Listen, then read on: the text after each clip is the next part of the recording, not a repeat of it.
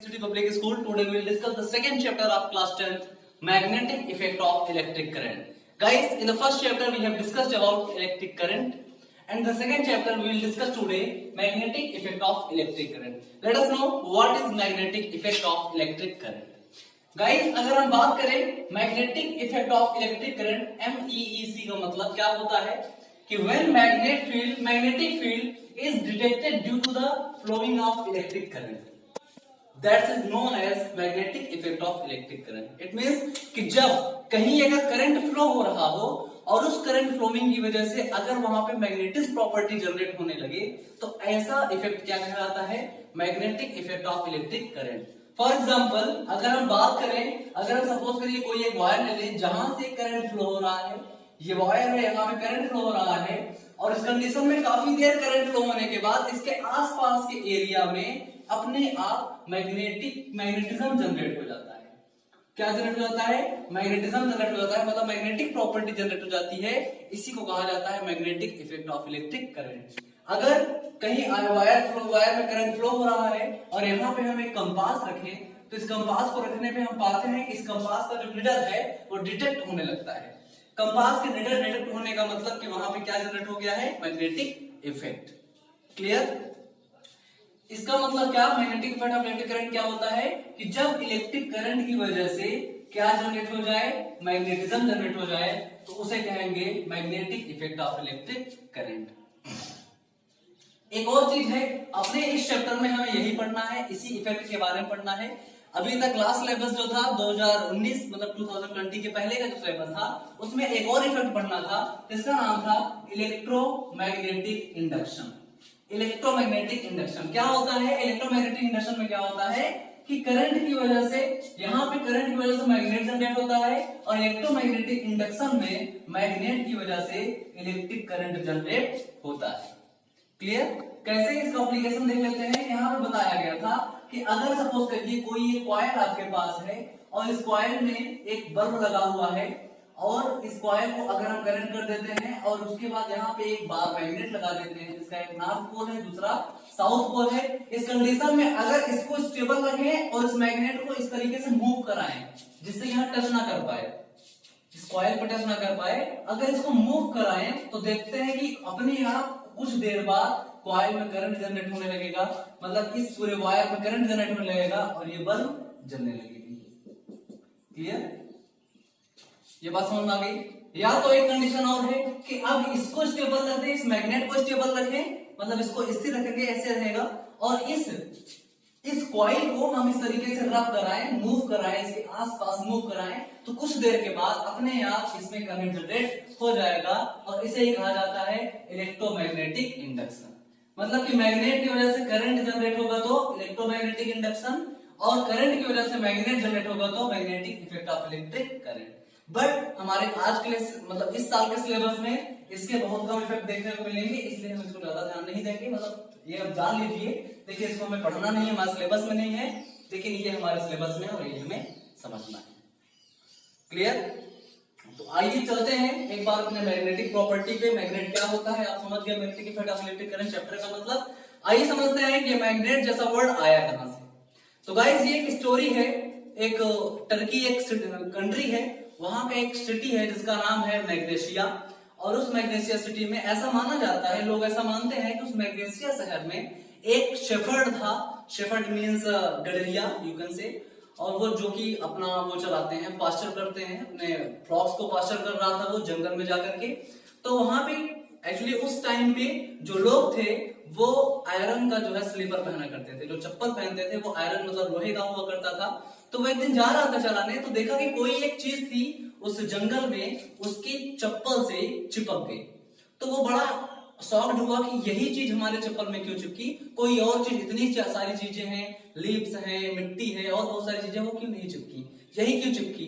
तो उस कंडीशन में वो आता है. उसके बाद लेजेंड्स तब इस बात को देखते हैं तो उनको एक बहुत ही कंक्लूजन निकालते हैं देख करके, बहुत अच्छा लेजेंड्स बताते हैं कि वो कोई ऐसा चीज है जो आयरन को अपनी तरफ अट्रैक्ट करता है, उसे ही कहा जाता है मैग्नेट. उसे क्या कहा जाता है? मैग्नेट. तो उस मैग्नेशिया शहर के नाम पे उसका नाम क्या पड़ गया, उस इफेक्ट का नाम मैग्नेट पड़ गया, या आप कह सकते हैं जो शेफर्ड था उसका नाम मैग्नस था, उसके नाम पे भी मैग्नेट पड़ा। क्लियर? देखते हैं मैग्नेट क्या होता है, मैग्नेटिज्म क्या होती है। मैग्नेटिज्म एक प्रॉपर्टी होती है, इसका मतलब होता है the property of attracting small pieces of iron. Iron के स्मॉल पीस को अट्रैक्ट करना क्या कहलाता है, मैग्नेटिज्म कहलाता है। क्लियर है? तो ये थी हमारी छोटी सी स्टोरी मैग्नेटिज्म के बारे में। तो आइए और एक्चुअल स्टार्ट करते हैं अपने चैप्टर को, जहां से हमें स्टार्ट करना है उसका नाम है magnetic field and magnetic field lines. क्या होता है magnetic field and magnetic field lines, आइए समझते हैं। पहले देखते हैं मैग्नेटिक फील्ड क्या होता है।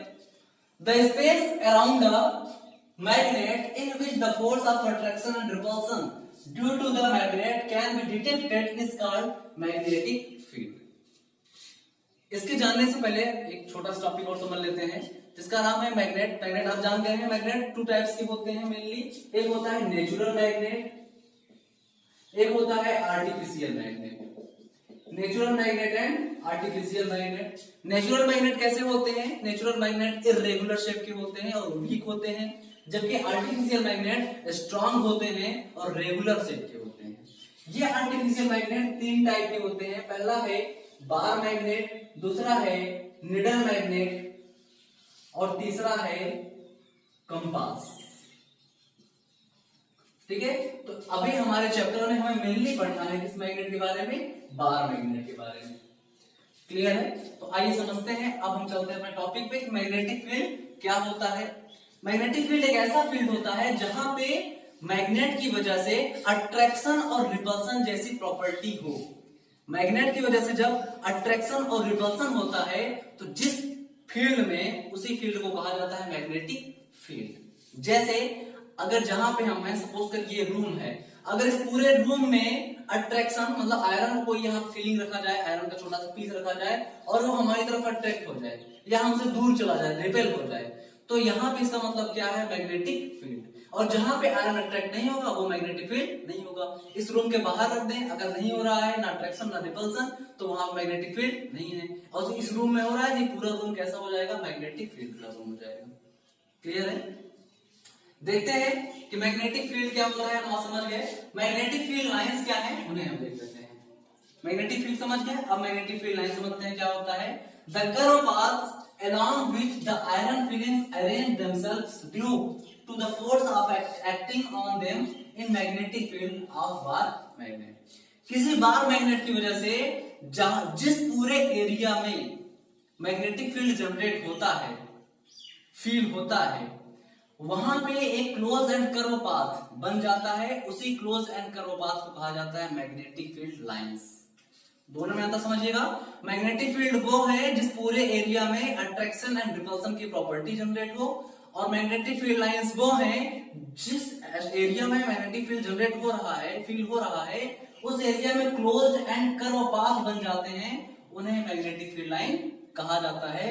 इस एग्जांपल से हम समझ सकते हैं। तो आइए समझते हैं क्या है।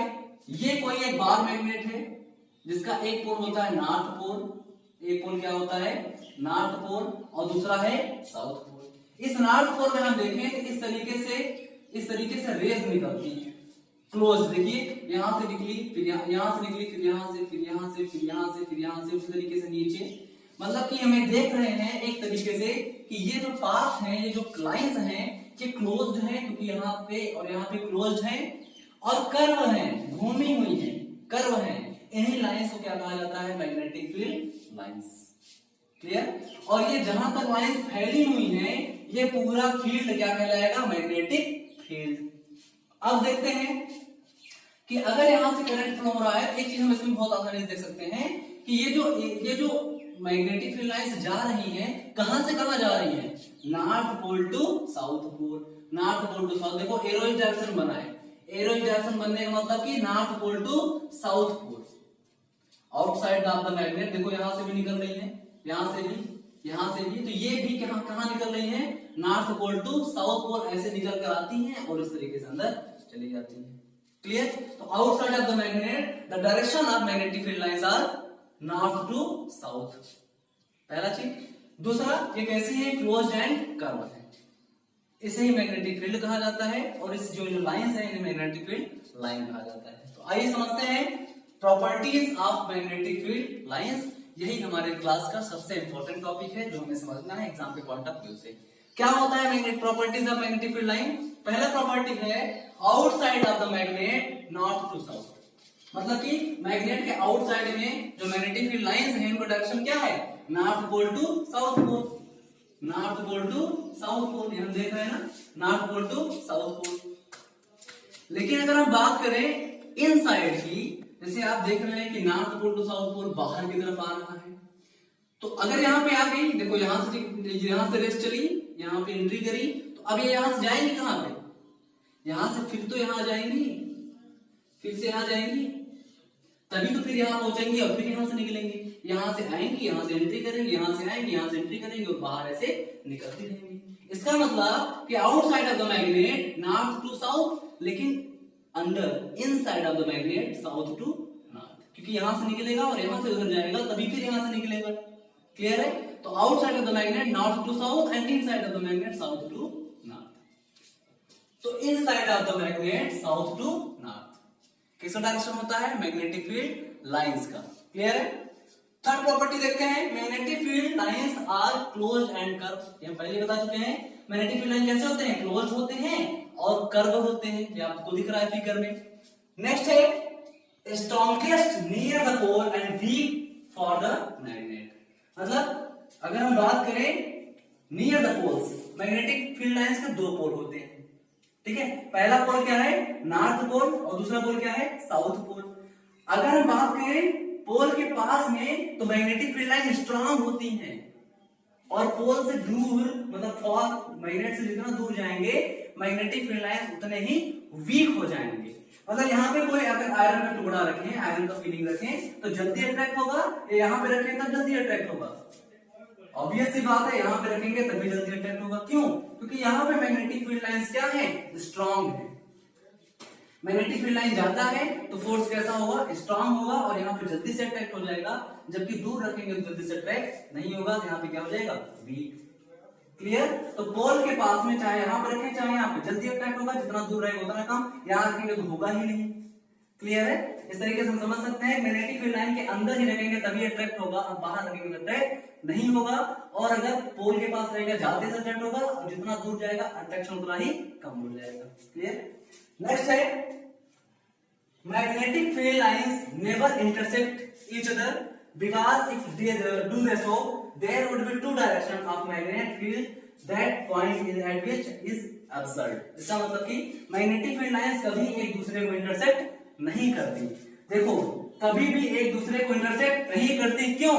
क्योंकि अगर इंटरसेक्ट कर लेंगी तो इनके दो डायरेक्शन हो जाएंगे, जो कि पॉसिबल नहीं है। जैसे ये लाइंस निकल रही है ऐसे, दूसरी निकल रही है ऐसे, अगर ये दूसरी ऐसे ना निकल करके ऐसे निकल जाए, मतलब इस लाइन को काट दे, तो इसके एक डायरेक्शन ये हो जाएगा और दूसरा डायरेक्शन ये, दो डायरेक्शन हो जाएंगे। और किसी भी लाइन के दो डायरेक्शन एक साथ नहीं हो सकते, जो कि इम्पॉसिबल है। इसलिए मैग्नेटिक फील्ड लाइंस कभी भी एक दूसरे को इंटरसेक्ट नहीं करती।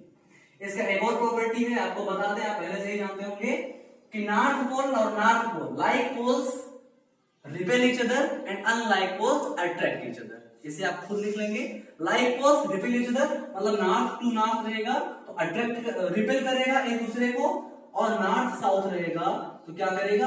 अट्रैक्ट करेगा। मतलब अनलाइक पोल्स क्या होंगे? Attract each other.